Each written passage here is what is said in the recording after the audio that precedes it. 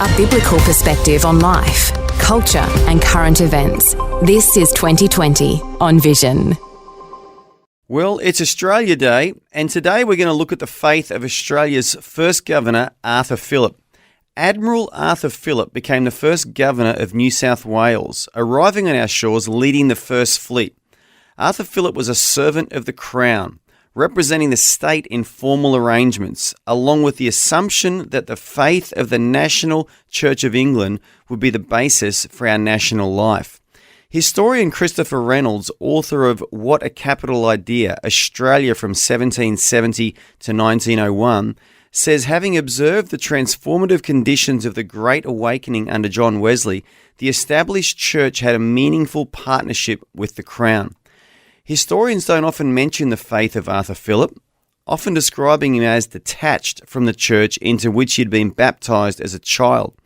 But while he is not lauded as a vital believer, neither is he in the camp of a doctrinaire atheist. Arthur Phillip's actions recognise the important role of the church in promoting morality, public order, and civil life. His official instructions were to, by all proper methods, enforce a due observance of religion and good order among all of the inhabitants, and to take such steps for the celebration of public worship. I think Arthur Phillip goes unnoticed, and you don't see him coming out and preaching nobody mentions that he had a Christian faith. There's no significant attending church or anything like that, but it was part of his culture, his position, his rank, his responsibility to ensure that there was Christian faith expressed. Services were there, people had to attend services, but it's also the way he got on with the Aborigines. Earlier explorers of the Great Southland talked of being either beaten or eaten by the natives. But when Arthur Phillip arrived, there were some unusual characteristics that endeared him to the Aboriginal people. Everybody said, the natives are going to get you. When Phillip arrived, and you read his diary, his ship pulls into Botany Bay. He's out of the boat and into the spinners. He's on the shore. And within an hour, he's walking around the Aborigines, and they're all looking for where he could park his big canoe. And I couldn't for the life of me work out what it was. And I went looking.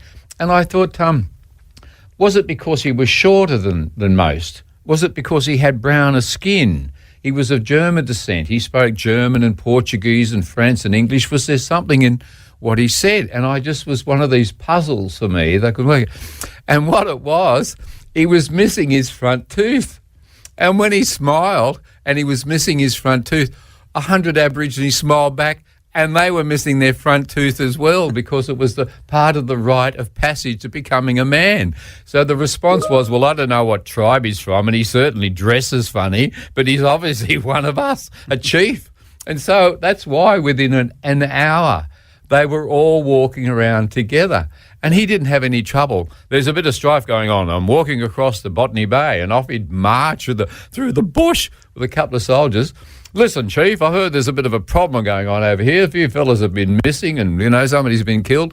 Don't know a thing about it, but let's go over the hill. And there's another 100 Aborigines, and, you'd freak out with these guys. And he just smiled at them, and they all just sat down. And within 2 years, he was made an Aborigine, and they recognised him as a chief and gave him a name, Walla Walla Walla Wallery, which Benelong later called him just Wally, Uncle, and today be called Uncle Wally for short. But his Christian faith and what he did for the country, and the bringing together of what could have been an incredibly violent, hostile, and whatever other words you can think of to describe where there'd been conflict. And yet there wasn't. And it may be that Arthur Phillip's faith was one of actions rather than words. In such harmony, a Spanish captain visited in the 1890s, and it's only really come out of the Spanish naval archives recently of his journals as a captain. And he said, when I got to Sydney, I couldn't believe it. He said there were Aboriginal children playing in the street.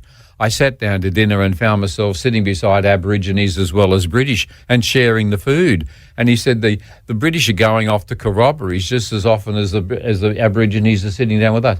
And his description is so important of an integrated society that we think didn't exist, more integration than perhaps.